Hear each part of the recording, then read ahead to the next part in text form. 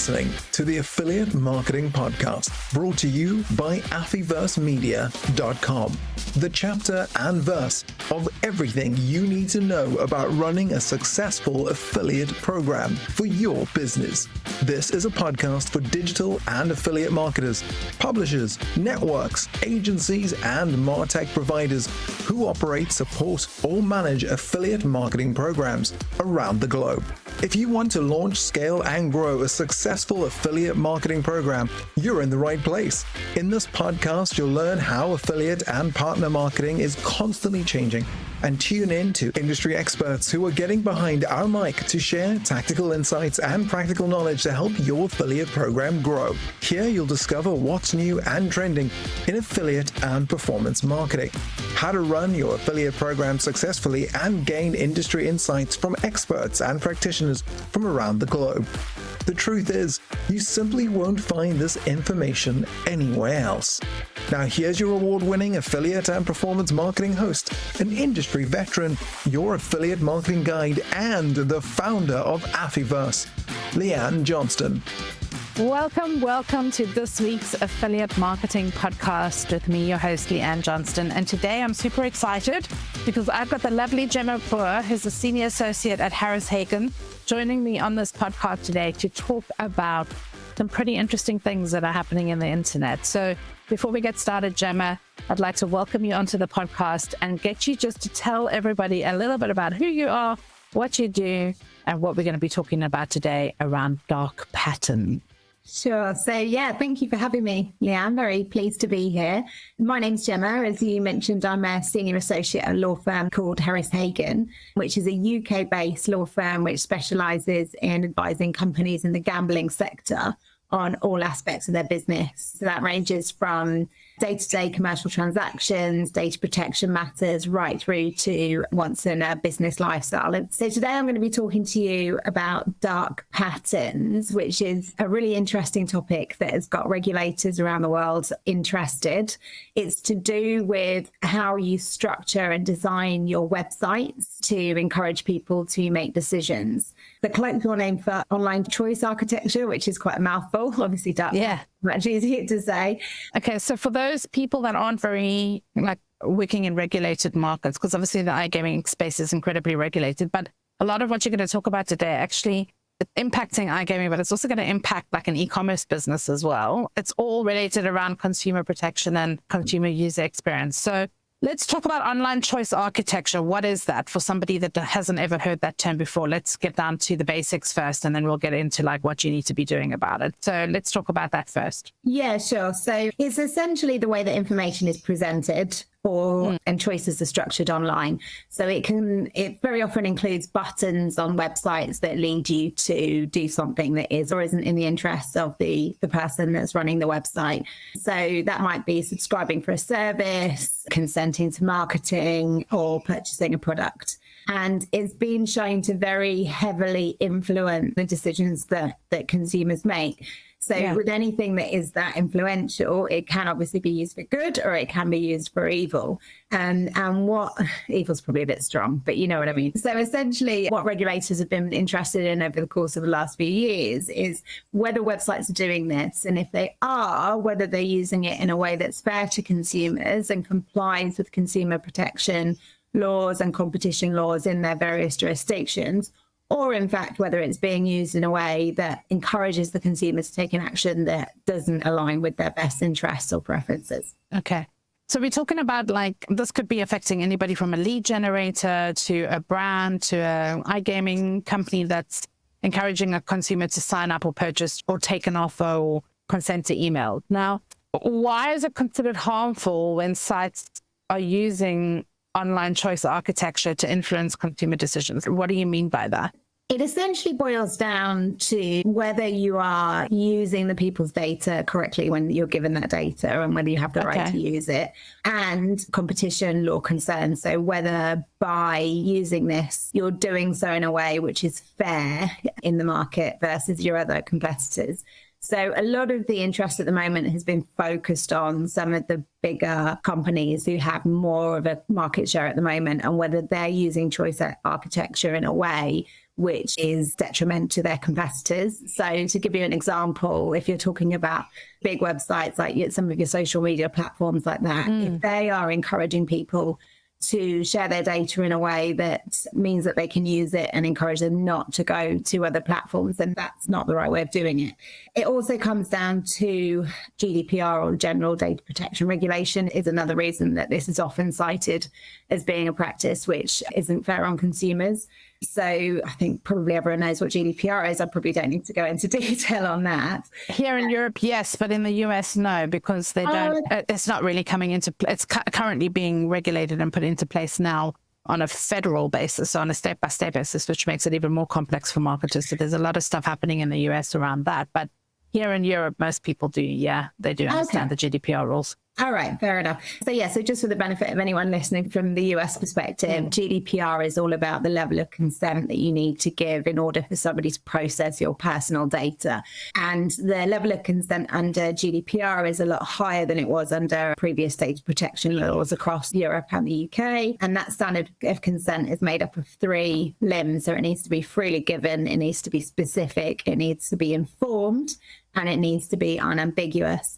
And the concern with dark patterns is when people are using dark patterns in order to encourage people to give consent for them to do something. So that would, let's use marketing as an example, is that level of consent does not satisfy all 4 of those limbs. So to give you some real world examples, if, for example, somebody was asked to give consent to marketing, but that consent had to be given in order for them to get some other perk, like entering a competition and having a chance to win, then that wouldn't be deemed to be freely given.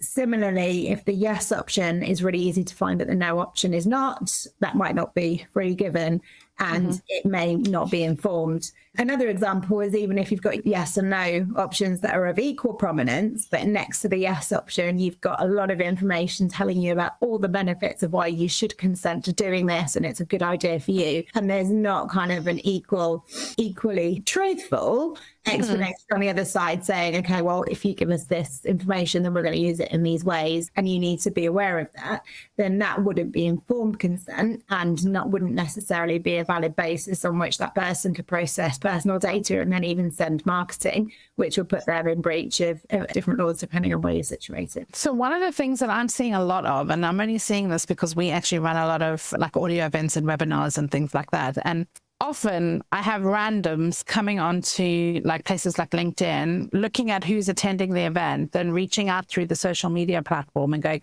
oh, I see you've attended this event. I'd love to work with you. Like, how do we combat that? Because LinkedIn, I mean, your profile's open, so anybody can actually email you through the platform. It's not really governed by consent because it doesn't fit into those 4 pillars, or just because the platform works that way, and if you're on there, you're intending to be reached out. It's a really good question, actually, Leanne. Obviously not able to give legal advice on this. No.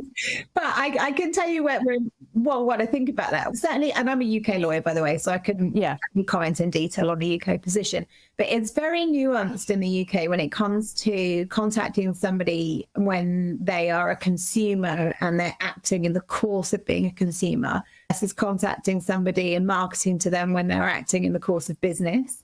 Because we've got this piece of law which is actually derived from EU law, so I would assume, but I can't comment on whether there's similarities across different member states, but it's called the Privacy and Electronic Communications Regulation, or PECR for short. Yes. And what that says is that in order to send direct marketing via electronic communication to consumers, you need consent, and that standard of consent is then cross-referenced in GDPR with those 4 links that I talked about. PECR doesn't, however, apply to business communications, and that's why often you'll see people sending marketing without necessarily having consent or an exclusion to consent in the first place in the business content, trying to still sell business email addresses, because that level of protection is really focused on consumers and what you're doing from a consumer perspective. So it's a really interesting point to bring up, actually, because when you're thinking about affiliates and how they're using this and how to kind of interpret what I'm saying about this in this podcast, I would say that if you are consumer facing, this is definitely something you need to be more worried about than if, for example, you're an affiliate promoting a brand that was selling and B2B. like SaaS or something like that. Okay. So this is definitely around, so dark patterns in the context of this podcast today, we're talking about direct to consumer and not business to business, which is good to know. So one of the things that I wanted to say is like, why is it such a hot topic right now in the UK? Because a couple of little things have happened recently, and there's been some position papers, like written, that are kind of alluding to the fact that it's going to become a bigger problem for marketers, which is why I brought you on. So talk to us a little bit about the backstory of how we've got here and what potentially might be happening next and why it's important for marketers to know that. Yeah, sure. So in August 2023, so just under a year ago now, the UK Information Commissioner's Office, the ICO, and the Competition and Markets Authority, the CMA, jointly wrote a position paper which looked at harmful designing digital markets. And in that position paper, they outlined how they defined dark patterns, why they considered them to be harmful, and they also explained how using them could breach consumer protection and data protection and competition laws in the UK. Now, within that position paper, and I mentioned at the outset, I'm a gambling lawyer, so this is why I mentioned this because I find it very interesting. But within that position paper, they mentioned gambling as being an example of when users with gambling addiction could be more likely to suffer harm, for example, financial loss or negative impact on their mental health as a result of dark patterns, and particularly in the context of advertising. So when dark patterns are used to get consent to drop cookies, those cookies then target advertising on somebody's when they're browsing. And then exactly, if they're a gambling addict and they don't want to be seeing those ads anymore, that could be harmful. The next thing that happened in November of last year was that the ICO announced that it had written to the data protection officers of 53 of the top 100 websites in the UK, and that's top 100 by active time spent by UK users. And that was as a result of sweeping those websites and reviewing them to see if they identified different types of dark patterns, particularly, as I said, in the context of targeted advertising. They wrote to those 53, told them they needed to change things, gave them a date to do it, all the usual stuff. What I found was very interesting is I think it was a couple of months later, they then published an open version. They're on their website, which you can go and have a look at if you're interested. And in that announcement, they said that they were going to write to the next 100 websites and the next 100 after that. So whether you're... They weren't letting it go to echelons, they were going to go deep and wide. So exactly. Okay. So I think... Which is a premise, right? It's a premise for more regulation to come. Like, they're clearly investigating this and looking at the impact to consumers and wanting to figure out how to mitigate harmful practices in marketing in terms of using customer consent. Yeah, absolutely. And I think it's a really timely warning for any affiliates, whether you're big and small, to be thinking about this now. If you take the steps now to review your websites, to at least do a risk analysis as to what you're doing, whether you think it's compliant, what the outcome would be if you were the next on the list to be counted, to be contacted by the ICO. I think that's a really wise thing to be doing now. You need to be thinking about what your stakeholders would think if that happens. And also you need to think about whether it would put you in breach of any of your key commercial contracts. If it would, then I'd strongly recommend that you take steps now to reduce your use of dark patterns. So in terms of the gaming space, because let's talk to the gambling affiliates first, because they're the ones that are being hit with the kind of regulation. And then we can kind of talk about what UK advertisers might want to be looking at as well. What are the steps that they need to take? So you said do a risk analysis. Can you just take us through like step 1, do this, step 2, do that, and just make it really practical? So is it just the type of consent notices that you're putting on your website right now, making sure you're using tools that are ICO approved, for example, or? The first thing to do would be to read the open letter on the ICO's website. Okay. Have a look at that, read the examples that they've given. But just to give you a bit of a flavour, they were primarily looking at consent cookie placement. And they were concerned with 3 different practices. The first was where there wasn't an equally prominent decline all button alongside an accept all button when it came to the placement of cookies. And then the second and third point were about the point in which the cookies are placed. So it should be after, not before consent is obtained, or not at all if consent is not given.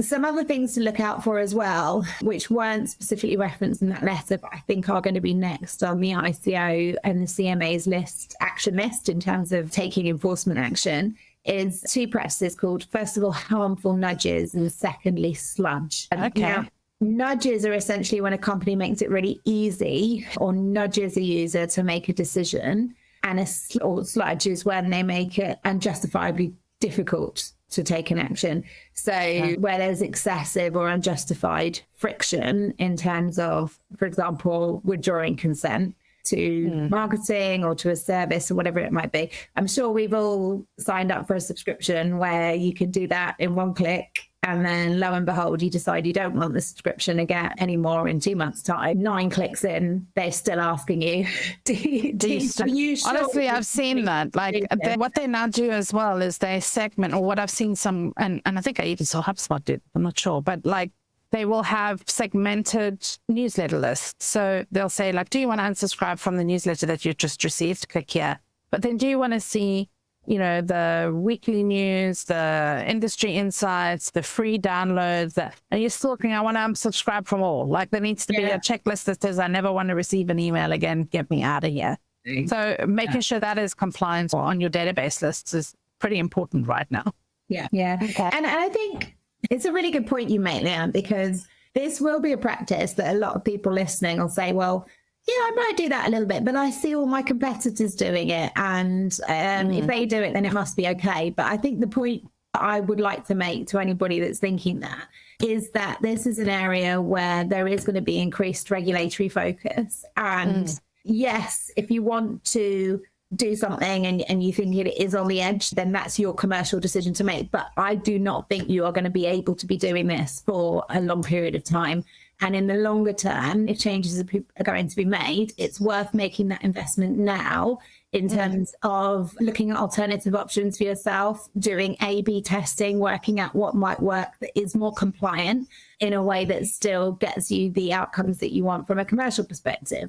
And the quicker and the sooner that you take those steps, I think the better for the longevity of the business in the long term. The one thing that I do want to ask you, which kind of wasn't on, I think, so I'm throwing this at you blind, but what about when cookies deprecate? Because now you have to have cookie consent.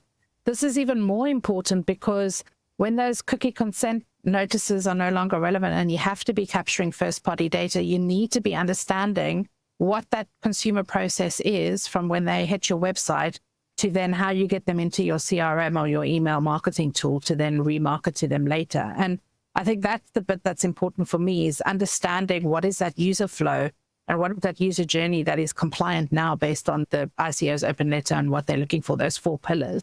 So we spoke about what it is. We've spoken about the 4 pillars. We've spoken about what you need to be getting done right now, which is first, have a look at that letter. Second, then go and have a look at your user flow and user journey on your website. What about if somebody wants to go a little bit deeper? Like, do they need to contact a legal firm that specializes in marketing and consent to actually do an audit? Like, because some businesses are more complex than others. They're getting leads in from multiple channels. They maybe don't all have it all coming into one landing page. Like, especially for lead generators as well. Like all of these agencies that buy and sell leads, like what are the steps that they need to be doing, and who do they need to be going to? What kind of lawyer do they need to be going to get this help? I think reaching out to an external advisor is a really good idea. Obviously, we specialize in this area, particularly in the area of iGaming, but there's lots of other options out there as well in terms of data protection specialists who could help you. Mm-hmm. Bigger organizations, if you have a DPO, by all means, use them. Use your internal resources first. Get them to have a look at the ICO CMA position paper. They'll, I'm sure, be able to get through the appendix very quickly, more quickly maybe than others who concentrate on BAU.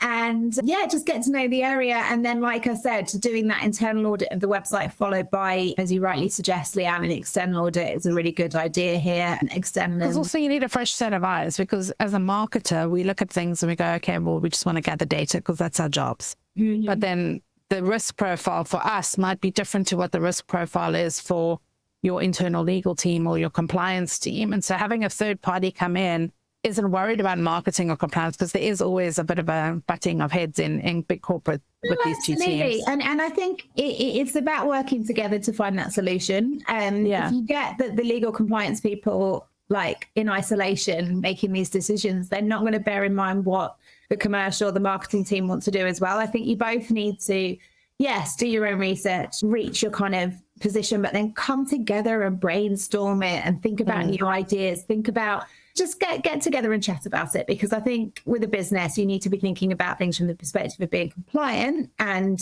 not putting the business at risk, but then also in a way that's going to make sense for you from a commercial perspective as well. So one of the things that we spoke about when we were talking about pulling this podcast together was looking at or telling brands that they need to be looking at alternatives to cookie targeted advertising, because there are going to be some big changes happening in 2025. So how do we still get personalization into our targeting and reach customers that we want to be engaging with? And you actually recommended that contextual advertising might be another way to be looking at pulling in leads. So talk us through a little bit about some of the other methods, although we're waiting for ICO confirmation on this point, and this isn't a legal recommendation, but it's just for people listening in to kind of start having a look at other channels and other ways that they can start diversifying from direct lead generation and actually working with regulated partners that can help them to build. Yeah, sure. So, as you rightly say, Leanne, we haven't got absolute confirmation that this is completely compliant from the ICO at the moment, but it is an area that they're looking into. And that kind of point about contextual advertising, which is when you target your adverts based on the kind of page, app, or content that's being consumed by the person that you're interacting with, without the placement of cookies, is a really interesting area that I think does have the potential to be used going forward. Personalized advertising. Another really interesting one that I just mentioned as well is subscription models. So this is where you encourage people to sign up, to tell you their preferences directly and tell you what they want to receive voluntarily. I think we're moving into an age where people are more comfortable doing that. They do want to receive things in their own voice in the inbox that they're actually interested in reading. So don't be shy about asking people what their preferences are. And this as well, particularly in the area of gambling, is going to become something that needs to be done anyway. So for those who are doing business with British licensed gambling operators, the Gambling Commission has recently reduced the results of a consultation that it's done looking into direct marketing, which has required that, or will require that, all gambling operators ask users to consent to marketing on a per product and a per channel basis. So that means they need to indicate whether they want to receive casino offers, betting offers, lottery offers, etc., whether they want to receive them by text, by email. I think post is even on there as well, which goes way beyond text. It's one of I won't go. This is my personal bugbear at the moment, but so that's really going to change the landscape from a gambling marketing perspective, as and when those changes come into force, which is later this year, I believe. Wow. Okay, so it's quick. Yeah, and obviously that's going to be impacting affiliates as well. So if you're interested in hearing more about that, we have a blog on our website, Harris Hagen blog, which I'm sure Leanne will kindly share the link to. I'll link. Yeah, absolutely. We'll link to it in the podcast transcript. The thing that sparked me now, just by listening to you speak, and hopefully it's going to make other marketers think, is that we now need to double down. We cannot be lazy marketers anymore, because now we need to be targeting customers that genuinely want to engage with our brand, which kind of tells me that community-based marketing and building community and brand loyalty is going to become so important for us to enable people to give us their consent to be marketed to. So it's not just a catch-all anymore. There's, the days, and I mean, I come from the old days where like it was the Wild West 20 years ago. And the kind of progression to where we are now, where people's data is valued and it's owned by themselves. It's not shared, unknowingly or unwittingly anymore. It does put a little bit of pressure on both affiliates to kind of up their game in terms of adding value to the consumer, and not just actually pushing traffic from one channel to another, but also, or one brand to another, but also to the digital marketers that are working brand side or operator side, because they need to be creating content, promotions, brand advertising campaigns, whatever it is that they're doing that actually resonates with a target specific audience instead of a catch-all. And that's kind of the message that you're giving me here, which is it's really important for people to be listening to this, to actually start becoming more considered about the tactics and also the channels that they're going to be using to reach their customer. Oh, definitely. And I think everyone's always a bit wary about change, but in the longer term, I think this is a really positive thing from both a brand and an affiliate perspective. To the extent that you're traffic is made up of people who have actually actively consented to receiving what you want, that's high quality traffic. That's much more likely to convert, and it's good for you and it's good for the brand as well. So it could really kind of signal a bit of a change in terms of the way that people do business, and maybe even increases in commissions, because if someone can demonstrate these customers, they want to do business with you, I'm just sending them your way, and the click rate goes up. That's really positive. Yeah, totally agree. Okay, so there's a lot of food for thought here that we've packed into this dark pattern episode, and I'm so glad that I didn't say dark matters like I did on the email to you, but I've been watching a little bit of Sheldon for too long and got a little bit confused there, but it really is super interesting to me, and it's also a little bit scary, to be honest, as a digital, and I'm a seasoned digital marketer. Is there anybody listening to this podcast that hasn't actually delved into this? Please go and read the positioning papers and take a look at Harris Hagen's blog as well, because they will delve a little bit deeper into it than what we have on this podcast. But there's a lot of food for thought here. And what are the immediate actions that advertisers, operators, merchants, brands, whatever you want to call them, and affiliates listening to this podcast need to go and do? Like, let's break it down into 3 simple steps. Take everything that we've told you today. Don't get scared. Don't get frightened, but get organized. What are the 3 steps that they need to go and do to kind of investigate and make sure that they're stepping ahead of this? Sure. So step 1 is to get your data protection officer, or if you have one, or your person that's responsible for compliance, to read the joint position paper published by the ICO and the CMA. Step 2 is to do a review of your website and your email marketing techniques to see if you can identify any examples of dark patterns. If you can, I'd do a risk analysis to consider if these techniques comply with current laws, and identify any alternative options which might better protect consumer interests and are more likely to be lawful. In the context of that as well, think about the consequences for your business. If the ICO was the next person to write a letter to you, what are your stakeholders going to think? What are your key commercial partners going to think? And then step 3 is just to keep up to date with this area of law, because it's constantly evolving. The ICO website is a great resource. You can sign up for updates from them, or the equivalent data protection supervisory authority wherever you're based. And of course, the Harris Hagen blog. Thank you so much for coming on this podcast and shedding some light on the kind of changes that are coming up. I think it's super important for both affiliates listening to this podcast and affiliate managers to get on top of what your customer consent process is, and also get on top of what changes you might need to implement if your site is not compliant or your lead generation form is not compliant.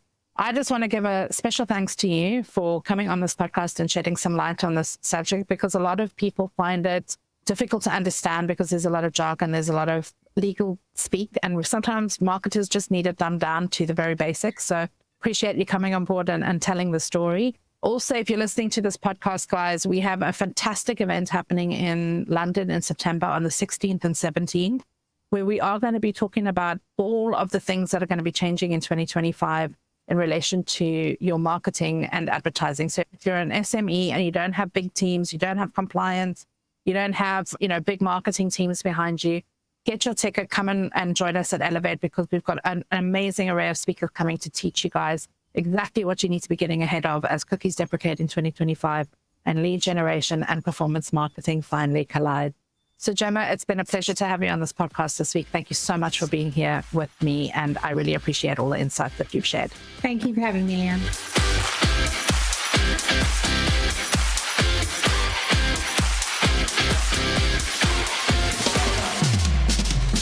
Are you ready to elevate your business and take it to new heights?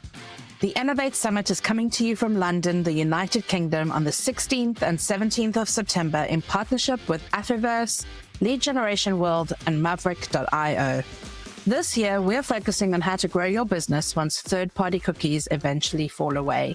We'll be teaching you how to plan ahead for 2025, creating your marketing strategy, and understanding what channels offer the best investment to keep your sales growing, along with understanding how to leverage social selling and lead generation to grow your business. Whether you're an affiliate, an advertiser, retailer, network, agency, or just a B2B tool or SaaS provider, this event is made for you if you want to elevate your performance, understand where to get more first-party data, and grow your online service-based business leads next year. From in-depth panel discussions to TED Talk mini masterclasses, you'll get a host of insights on what to plan for, and how to get successful next year. Enjoy our tabletop exhibition spaces and see new tools and tech and agencies that can support your business growth. Get to this event and come and learn more with the brightest minds in performance and lead generation. Visit afterversemedia.com/elevate-2024 to secure your ticket now. You really don't want to miss out on all that we'll be sharing with you at this year's summit. I'm looking forward to seeing you there. Want to get your affiliate program noticed? Need new business leads for your agency, network, or SaaS tools? We can help your business get seen and heard.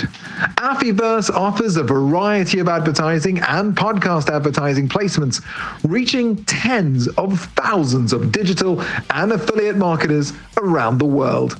Our content receives over 800,000 impressions a month and is highly targeted. Our podcast regularly charts in the top 100 across Apple in business news and boasts the most 5-star reviews for an affiliate marketing podcast with more than 2,500 plus downloads per episode, putting us in the top 5% of podcasts worldwide. We help brands and affiliate partners connect and grow. Agencies share case studies, insights, and help them find new clients too. SaaS companies find new companies and new leads. Networks find new advertisers and publishers. Advertise with us and you'll find and connect to all the right people in the affiliate marketing industry. Download our media pack by visiting our site, affiversemedia.com, and click Advertise to find out more.